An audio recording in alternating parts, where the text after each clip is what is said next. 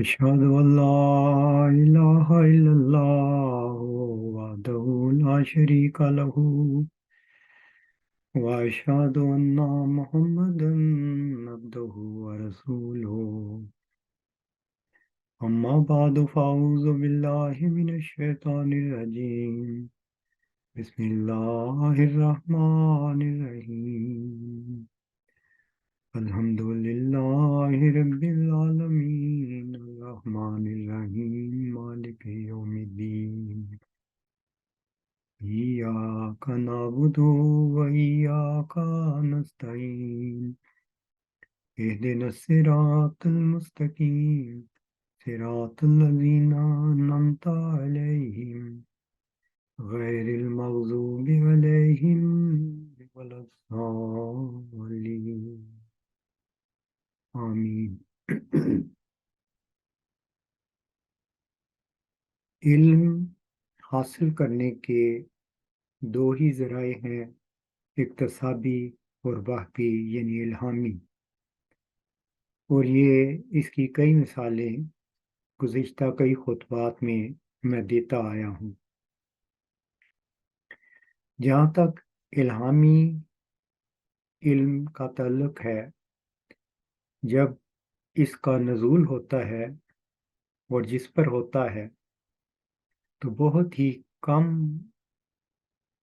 لوگ ہوتے ہیں جو اس سچائی کو پا لیتے ہیں، اور یہی سعید فطرت لوگ ہیں اور یہی اللہ کا تقوی رکھنے والے لوگ ہیں۔ میں مثال کے طور پر ایک الہامی خبر بیان کرتا ہوں۔ حضرت ابراہیم علیہ السلام کو نے دعا کی تھی کہ اے میرے رب، ان میں ایک رسول مبعوث فرما جو ان کا تزکیہ کرے۔ اسی رسول کی نسبت الہامی خبر حضرت موسیٰ علیہ السلام نے ان الفاظ میں دی تھی، خداوند خدا تیرے بھائیوں میں سے تیرے جیسا نبی برپا کرے گا۔ اسی وجود کی خبر حضرت عیسیٰ علیہ السلام نے بھی دی تھی، لیکن جب وہ وجود ظاہر ہوا، جب وہ شخص اللہ سے الہام پا کر کھڑا ہو گیا، تو ہوا کیا تھا؟ کیا سب نے مان لیا تھا؟ یہود و نصارہ اور دیگر سب نے مان لیا تھا؟ چند ایک تھے جو ایمان لائے۔ ایک سعید فطرت انسان حضرت ابوبکر رضی اللہ تعالیٰ عنہ تھے، جنہوں نے سوال و جواب کیے بغیر ہی سچائی کو جان لیا، اور اسی جگہ ابو جہل، ابو لہب اور اس طرح کے بے شمار لوگ تھے جنہوں نے شدید مخالفت شروع کر دی۔ یہ تو بڑی بڑی الہام یافتہ شخص کے ساتھ وابستہ ہیں یہ چیزیں، اور ان کا انکار کیا جاتا ہے۔ تو پھر آگے ان کی پیشگوئیاں ہوتی ہیں، غیب کی خبریں ہوتی ہیں، وہ اور زیادہ مخالفت ان کی ہونی شروع ہو جاتی ہے، جس کی مثال ابھی دوں گا۔ خود رسول کریم صلی اللہ علیہ وآلہ وسلم نے اللہ سے خبر پا کر، جو سورہ جمعہ میں موجود ہے، ایک آنے والے کی خبر دی۔ وہاں پہ لفظ ہے رجل اور رجال، تو کیا آپ کے ہی ماننے والوں نے پھر آپ کی اس خبر کی تصدیق کی کہ اس کو جھٹلا دیا جب اس کے مطابق آنے والا آ گیا؟ تو ہمارے سامنے ہے مسلمان فرقوں نے کیا کیا.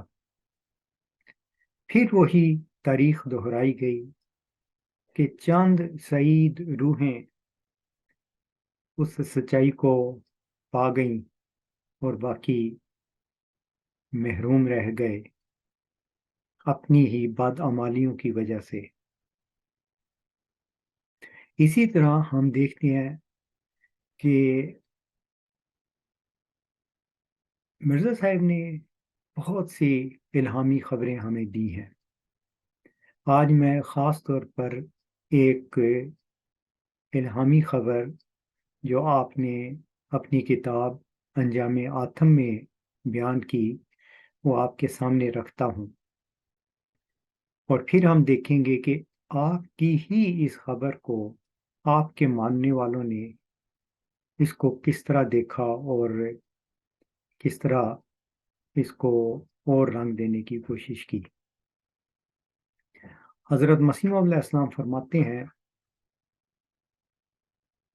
میرے رب نے مجھے خبر دی ہے کہ میرا کنبہ ایک دفعہ پھر فساد کی طرف لوٹ جائے گا اور وہ خباثت اور اناد میں بڑھ جائے گا.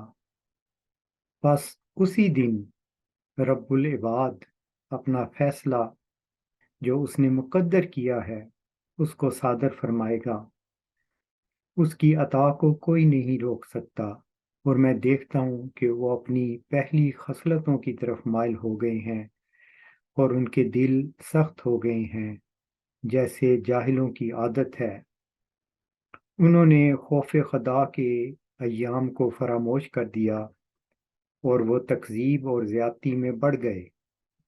بس اللہ اس وقت اپنا امر نازل کرے گا جب وہ دیکھے گا کہ وہ غلو میں بڑھ گئے، اور اللہ ایسا نہیں کہ وہ کسی قوم کو عذاب دے جب کہ وہ اس سے ڈرنے والی ہو. یہ تحریر حضرت مرزا غلام احمد قادیانی علیہ السلام نے اپنی کتاب انجام آتم کے صفحہ نمبر 223 اور 224 میں تحریر فرمائی ہے.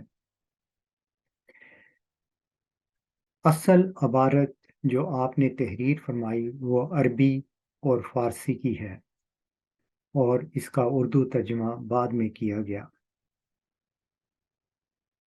یہ کتاب آپ نے اس وجہ سے تحریر فرمائی کہ 27 جولائی 1896 کو آتم فوت ہو گیا، اور کیونکہ وہ ایک بہت بڑی پیشگوئی تھی جو آپ نے کی تھی وہ پوری ہوئی تھی،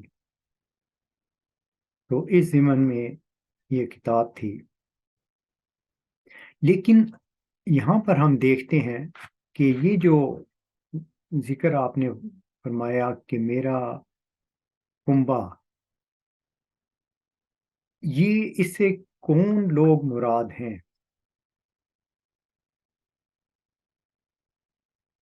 اس کے بارے میں میری واٹس ایپ پر بات ہوئی جب میں نے یہ تحریر حضرت مسیح موعود علیہ السلام کی لگائی، تو اس پر مختلف تبصرے کیے گئے کہ یہ ترجمہ کس نے کیا ہے. اس پر ایک صاحب نے لکھا کہ یہ کہا جاتا ہے کہ یہ ترجمہ جماعت احمدیہ لاہور والوں نے کیا ہے.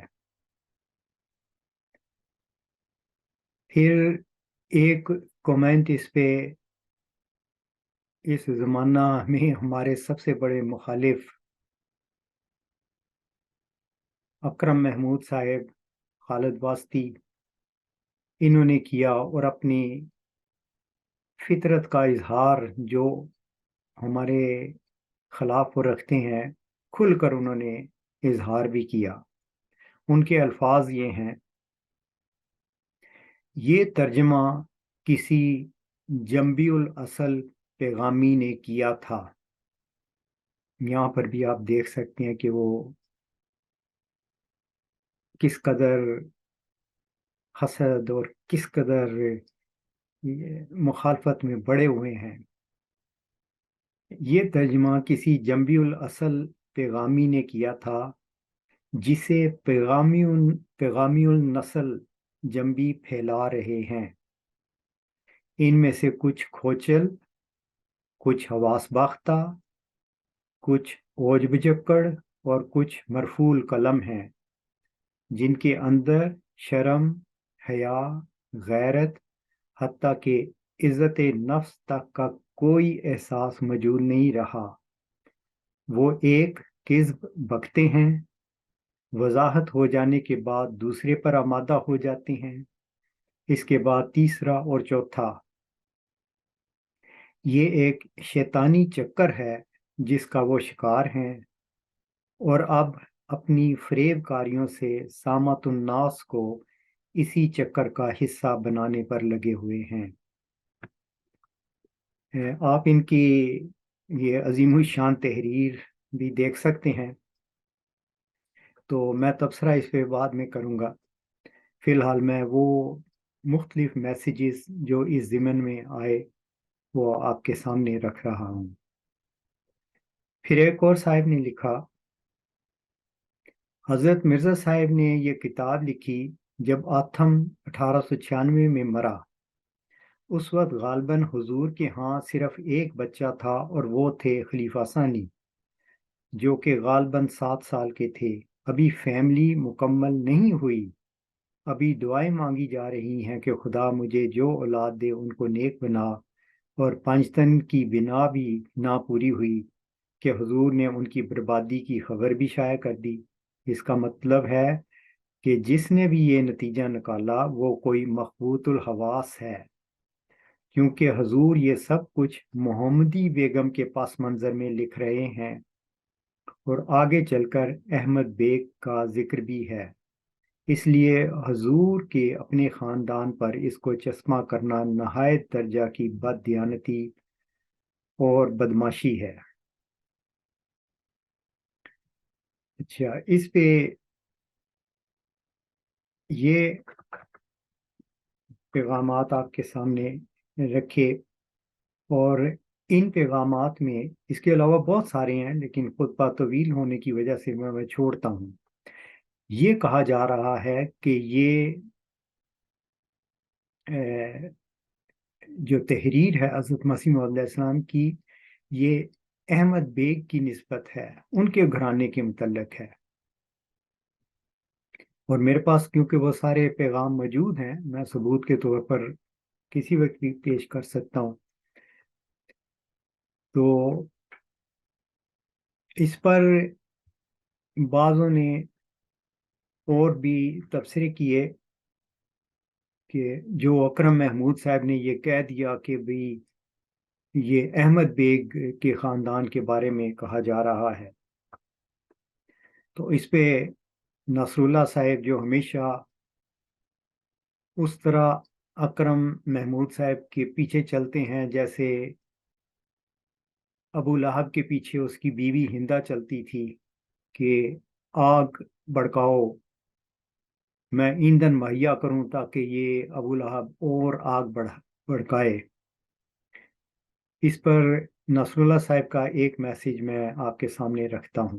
لکھتے ہیں، قدیر بھائی، آپ کو شرم کیوں نہیں آتی؟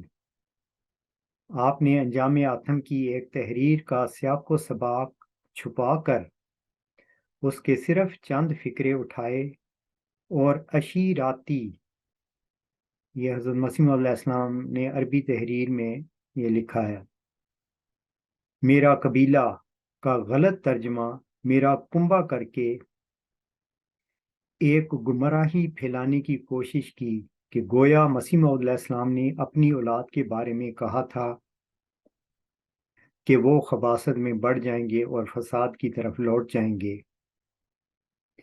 امر واقعہ یہ ہے کہ انجام آتم کی یہ تحریر حضرت مسیح موعود علیہ السلام کے ان رشتہ داروں کے متعلق ہے جن کے متعلق محمدی بیگم اور احمد بیگ وغیرہ کے خاندان سے ہے۔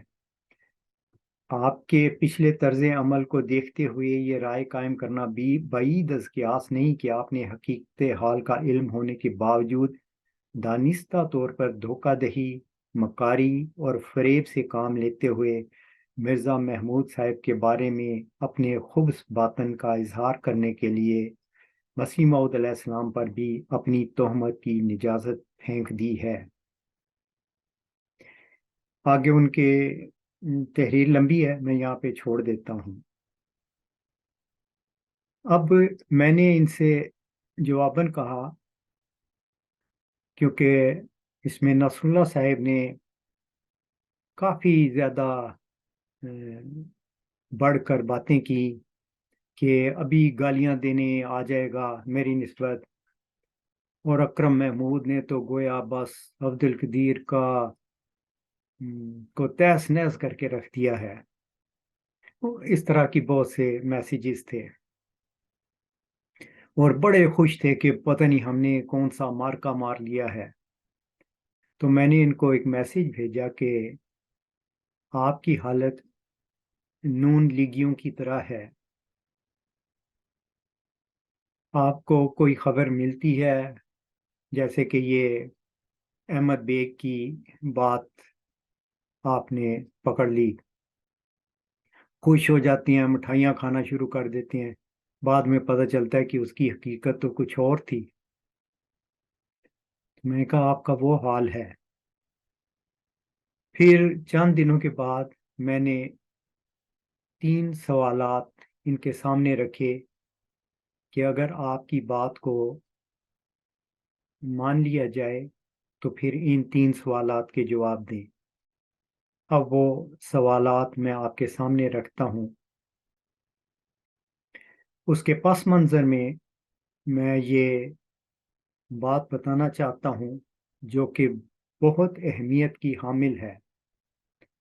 جس طرح ہم ذکی غلام کی نسبت یہ کہتے ہیں کہ اس نے تو پیدا ہی 6-7 نومبر 1907 کے بعد ہونا تھا، اس کی وجہ یہ ہے کہ اللہ تعالیٰ کا واضح الہام موجود ہے۔ 6-7 نومبر 1907، انا نبشرک بغلام، ہم تجھے غلام کی بشارت دیتے ہیں، تو لازمی نتیجہ نکلتا ہے کہ وہ غلام ابھی نہیں پیدا ہوا۔ یعنی جس تاریخ کو یہ الہام کیا گیا اس کے بعد ہی اس وجود نے پیدا ہونا ہے۔ تو بالکل اسی پیٹرن پر اب ہم اس معاملے کو دیکھتے ہیں۔ 1883 کو، یعنی یہ انجام آتم کتاب لکھنے سے قریباً 13 سال پہلے، اللہ تعالیٰ حضرت مرزا غلام احمد قادیانی علیہ السلام کو الہام کر کے فرماتا ہے، ینقطع آبائک و یبدأ منک، یعنی اللہ تعالیٰ تیرے تمام آبائی تعلقات کو منقطع کر دے گا، منقطع کرتا ہے۔ وَيَبْدَأُ مِنْكَ، اور وہ تجھ سے شروع کرتا ہے۔ اس الہام کا کیا مطلب ہے جو 1883 میں ہوا؟ کہ اللہ تعالیٰ اب تیرے وجود سے ایک سلسلہ شروع کر رہا ہے، اور تیرے پچھلے تمام تعلقات، خواہ وہ مرزا نظام الدین ہو، امام الدین ہو، احمد بیگ ہو یا کوئی اور ہو، یہ قطع کر دیے گئے ہیں۔ میرا موقف یہ ہے کہ جب اللہ تعالیٰ نے وہ تمام تعلقات ہی قطع کر دیے، تو کیا 1896 میں جب یہ اللہ نے خبر دی کہ تیرا کنبہ فساد کی طرف لوٹ جائے گا ایک بار پھر، تو اس وقت اللہ کو بھول گیا تھا؟ اور یہ اکرم محمود جیسے لوگ رفوگیری کے لیے آئے تھے کہ اللہ میاں تو بھول بچکڑ بیچارے کو پتہ ہی کچھ نہیں ہے کہ وہ پہلے کیا 13 سال پہلے کہہ چکا تھا، اور آج ہم یاد دہانی کرا رہے ہیں اللہ کو کہ نہیں نہیں احمد بیگ تو رشتہ دار ہے اور تو ان کے بارے میں خبر دے رہا ہے۔ میرا سوال یہ ہے کہ جب اللہ تعالیٰ پچھلے تعلقات کاٹ چکا ہوا ہے، وہ وجود حضرت مسیح موعود علیہ السلام کا حصہ ہی نہیں رہے، تو اب ہمیں دیکھنا چاہیے کہ میرا کنبہ عشیراتی، اس سے کیا مراد ہے، اور اس میں دی گئی خبریں بتا رہی ہیں کہ یہ کون مراد ہیں، وہ میں تیسرے سوال پہ اس کو ظاہر کر دوں گا۔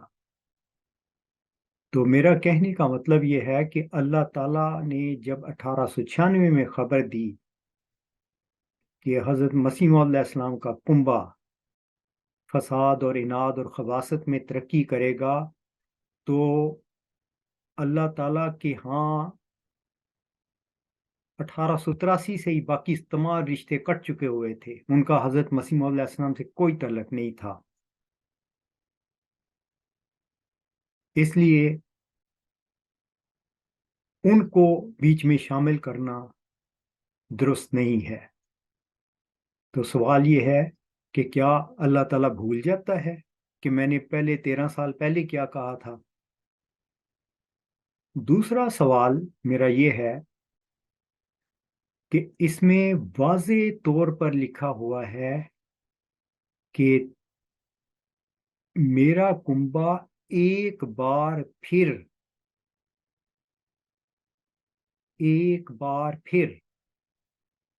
فساد اور اناد اور خباثت میں ترقی کرے گا۔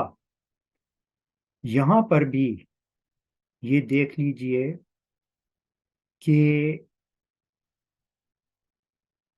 دوبارہ فساد کی خبر دی جا رہی ہے، یعنی پہلے جو ہو چکا تھا وہ ہو چکا، وہ کٹ گئے، سب کٹ چکے تھے۔ اللہ تعالیٰ کہہ رہے ہیں کہ پھر سے وہ کریں گے۔ اب فرض محال کے طور پر یہ لے بھی لیا جائے کہ احمد بیگ کے گھرانہ اور محمدی بیگم والا معاملہ ہے، وہ جو ہو چکا اس کے بارے میں خود حضرت مسیح علیہ السلام اسی کتاب میں لکھ چکے ہیں کہ وہ رجوع کر چکے تھے، ان کے دل میں خدا کا خوف آ گیا تھا۔ تو اب مجھے بتائیں کہ وہ دوبارہ کب انہوں نے فساد، اناد اور خباثت میں ترقی کی؟ آپ کی جماعت سے مراد ہے اکرم محمود وغیرہ، جو یہ ہیں خلافت کے پیروکار، یہ تو خود یہ خوشخبریاں دیتی ہیں کہ وہ لوٹ آئے، یعنی وہ انہوں نے اپنی اصلاح کر لی، خدا کا ڈر ان کے اندر آ گیا تھا احمد بے کے خاندان میں، وہ تو ان کے بارے میں بڑی اچھی خبریں دیتے ہیں۔ تو پھر ایک بار فساد میں کس نے ترقی کی؟ اس کا کوئی جواب آپ نے نہیں دیا۔ تیسرا سوال یہ ہے، اور پیغام یہ ہے کہ میرا کنبہ خباثت میں ترقی کرے گا۔ خباثت کیا چیز ہے جس میں ترقی کرے گا؟ اس کو حضرت مسیح علیہ السلام کے بیان کردہ پیمانے پہ ہی پھر پرکھتے ہیں۔ حضرت مسیح علیہ السلام فرماتے ہیں، کیوں چھوڑتے ہو لوگوں نبی کی حدیث کو، جو چھوڑتا ہے چھوڑ دو تم اس خبیث کو۔ اب یہاں پر حضرت مسیح علیہ السلام خبیث کی ایک وضاحت کر رہے ہیں جو نبی پاک صلی اللہ علیہ وسلم کی حدیث کو چھوڑ دیتا ہے۔ تو مجھے بتائیں کہ احمد بیگ نے کون سی حدیث چھوڑی تھی، اور وہ کس خبث اور اناد اور بغض میں ترقی کر گئے تھے؟ ہاں، میں یہ کہتا ہوں کہ جماعت کے آخری چاروں سربراہان یہ وہ لوگ ہیں جنہوں نے نبی پاک صلی اللہ علیہ وآلہ وسلم کی نبی مجدد کی حدیث کو چھوڑ دیا۔ میں ان کے مختصر بیانات سامنے رکھ دیتا ہوں۔ مرزا مسرور صاحب کہتے ہیں، نہ تو قرآن میں نہ ہی حدیث میں کسی مجدد کا ذکر ملتا ہے، اور حضرت مسیح علیہ السلام کہتے ہیں کہ میری صداقت کا سب سے بڑا نشان یہ حدیث ہے، پہلا نشان۔ اب ان میں سے کون ہے جو حدیث کو پکڑ کے رکھ رہا ہے اور کون ہے جو حدیث کو چھوڑ رہا ہے؟ صاف نظر آتا ہے کہ مرزا مسرور صاحب اس حدیث کا انکار کرنے والے ہیں۔ یہ کس کی اولاد ہیں؟ یہ کون سا کنبہ ہے؟ مرزا طاہر احمد صاحب کو دیکھ لیں، وہ کہتے ہیں حدیث کو چھوڑ رہے ہیں، تم مرو گے تمہاری نسلیں مریں گی، نسلوں کی نسلیں مرتی چلی جائیں گی، تم کسی مجدد کا منہ نہیں دیکھو گے۔ رسول کی صلی اللہ علیہ وسلم فرماتے ہیں ہر صدی کے سر پر اللہ تعالیٰ ایک مجدد کو مبعوث کرے گا۔ یہ کس کا کنبہ ہے؟ مرزا طاہر احمد صاحب۔ کون ہے جو نبی کی حدیث کو چھوڑ رہا ہے؟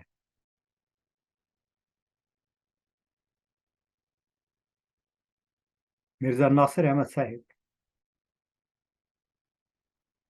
ہم نے ایران سے مجلد کتابیں منگوا کر تحقیق کی تو پتہ چلا کہ یہ تو حدیث ہی جھوٹی ہے، کسی راوی نے کہیں سے اڑا لی ہوگی۔ وہ حدیث جس کو حضرت مرزا غلام احمد قادیانی علیہ السلام نے اپنے دعوے کی صداقت کے نشان کے طور پر ہمیشہ پہلے نمبر پر پیش کیا، جس کے بارے میں آپ فرماتے رہے کہ یہ تواتر مانی تک پہنچ چکی ہوئی ہے، زمانے نے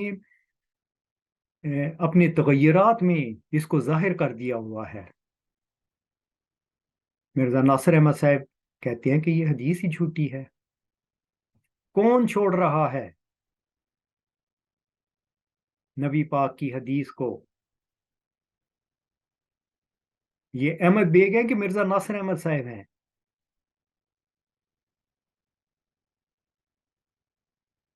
تو پتہ چل گیا کہ کس کا گھرانہ ہے جو یہ خباثت کر رہا ہے حدیث چھوڑنے کی۔ اور اسی طرح مرزا محمود صاحب ہیں۔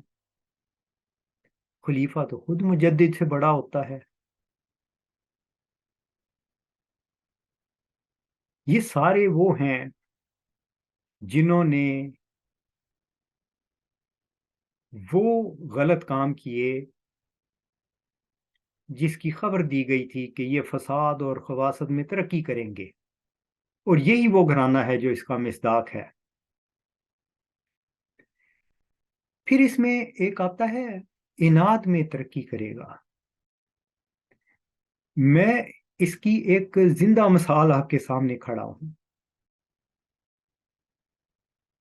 ایک میرا سوال تھا کہ مجدد کے بارے میں جماعت کا موقف کیا ہے، کیونکہ یہ بڑا گہرا اور ایک ایسا سوال تھا جو ان کے چہروں سے نقاب اتار دیتا تھا، ان کی اصل صورتیں دکھا دیتا تھا۔ تو وہ اناد یہاں تک پہنچا کہ اس کا بائیکاٹ کرو، اس کو جماعت سے نکال دو، اس کے رشتہ دار کے سارے تعلقات ختم کر دو۔ یہ اناد کس نے ظاہر کیا؟ مرزا مسرور احمد صاحب نے۔ ترقی کی انہوں نے کہ نہیں کی؟ یہ وہ کنبہ ہے حضرت مسیح علیہ السلام کا جو بغض، اناد اور خباثت میں ترقی کر گیا۔ میرے یہ 3 سوال ہیں جو میں نے ان کے سامنے رکھے، ابھی تک ان کی جانب سے اس بارے میں کوئی جواب نہیں آیا، اور میں یہی توقع رکھتا ہوں کہ آئے گا بھی نہیں۔ تو نون لیگیوں کی طرح عارضی سی خوشیاں منانا اور اس کے بعد حقیقت معلوم ہونے پر بے بسی کا شکار ہو جانا، یہ پچھلے 8 سال سے میں دیکھتا آ رہا ہوں۔ تو اللہ تعالیٰ کے وعدے ہیں وہ پورے ہوتے ہیں اپنے وقتوں پر، مگر بہت کم لوگ ہوتے ہیں جو وقت پر ان سچائیوں کو قبول کر لیتے ہیں۔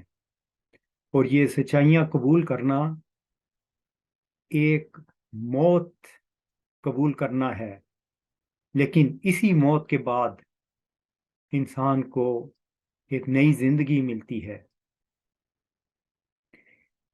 انہی پیشگوئیوں میں کے پورا ہونے سے اسی خدا تعالیٰ کی ہستی جو وراء الورا ہے وہ اپنے چہرے سے نقاب اتارتی ہے، اس کا چہرہ عیاں ہوتا ہے۔ تغیرات زمانہ جو بھی واقعات ہو رہی ہیں، اور ایسے سینکڑوں واقعات ہیں جو اس زمانے میں ہو رہی ہیں، اور انہی خدا تعالیٰ کی غیب کی خبروں کے مطابق ہو رہی ہیں جس کی اس نے اپنے برگزیدہ بندوں کو خبر دی تھی۔ سعید روحیں اس کو پہچانتی ہیں، پہچاننے کی کوشش کرتی ہیں، اور اس کے پیچھے اصل خالق کو پہچان لیتی ہیں، اور اسی خالق کی پہچان کے لیے یہ سارا سلسلہ جاری ہے۔ وآخر دعوانا ان الحمد للہ رب العالمین۔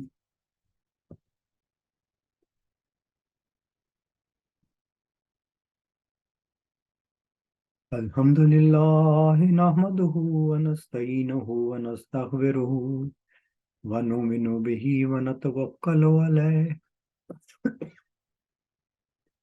ونعوذ باللہ من شرور انفسنا ومن سیئات اعمالنا، من يهد اللہ فلا مضل له ومن يضلله فلا هادي له،